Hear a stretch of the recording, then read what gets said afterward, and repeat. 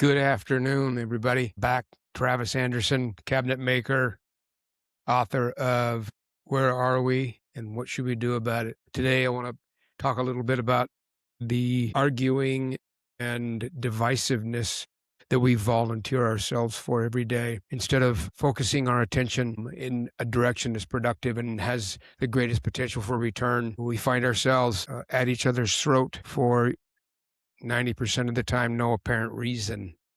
What if the biggest problem that facing humanity isn't politics or religion or climate change or technology? What if the biggest problem is where we choose to put our attention? I would argue that that is what we're up against. We have capacity, we have so much potential as creatures, as a species, but for some reason our attention has been captured, and it is done by, it's innate. It's easy to be combative. When someone says something that doesn't go along with how you see things, it's easy to be defensive and argue your perspective. There's some survival instinct there in our head. It comes as a threat or danger, and for most of our history, it made perfect sense for defending ourselves and running from danger and always looking for the opposition in defense of our own life. But today we traded out real danger and real things that deserve our attention for manufactured conflicts, social media, cable news. It's amazing how much investment goes towards the manufactured argument and fight and struggle with each other, where it should be real when it comes around. There are things to worry about, there are things to be concerned about, and there are things to work through.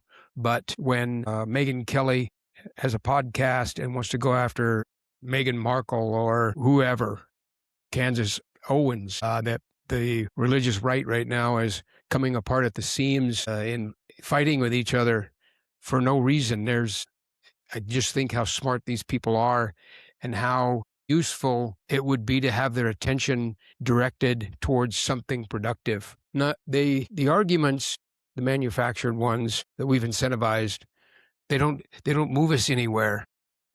Our attention is incredible. We are so good at problem solving and coming together and uniting around an idea and a problem. And yet because we have incentivized this structure around us that works off of our triggers, so much of our news cycle, so much of our entertainment, so much of our sharing space is based on manufactured conflict. And I want it back. I want to find a way to start and be mindful of the fact that your attention is available. And when you allow it to be triggered and captured by manufactured conflict, it's a waste of what your potential is, your contribution. It's a waste of Megyn Kelly's contribution or Tucker Carlson's contribution. They're smart people.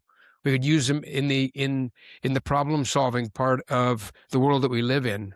We don't, once you have given a moment of your attention away, you can't get it back. It is the only real thing that we have, that we possess, that has the ability to do anything. Everything else is behind us or in front of us. But right now, what you put your attention on is where value lies and potential lies. When we reward and make millionaires out of people who are manufacturing arguments, it looks attractive. The problem is imagine what it does to your psyche and our collective psyche to be at each other's throat all of the time, constantly triggered by opposition. And the opposition is doing it just so they can monetize it, just so they can satisfy some financial gain that they need. And yeah, it looks attractive.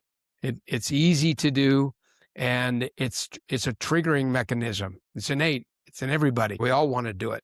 So to pause and to redirect, and I would like to see everybody take a step back and start figuring out a way that we can incentivize direction and intention and collective pursuit of something that makes sense. Just think, if for every hour that one person spent, if you had all of the people in the world that took that hour and what they could accomplish in 1 hour if they didn't spend it grinding on negative argument. It's kind of the one of the central points of the book that I wrote and the podcast that I have is I want to rescue potential. And again, once you have given up a moment, you can't get it back. So a moment well spent makes sense to me. And I think that it's a place that we can all land on. There shouldn't be any opposition with that. I want everyone's best. I want Megyn Kelly's best. Anyone that I disagree with, I would like to see them show up with some intentional input that contains their thought out in passions about problem solving and a way to move humanity forward and to do a better job, because we're not doing well right now. We are wasting our opportunity to seize the moment and redirect where our species goes and our ability to thrive as a collective. So thank you. Thank you for listening. Come back again.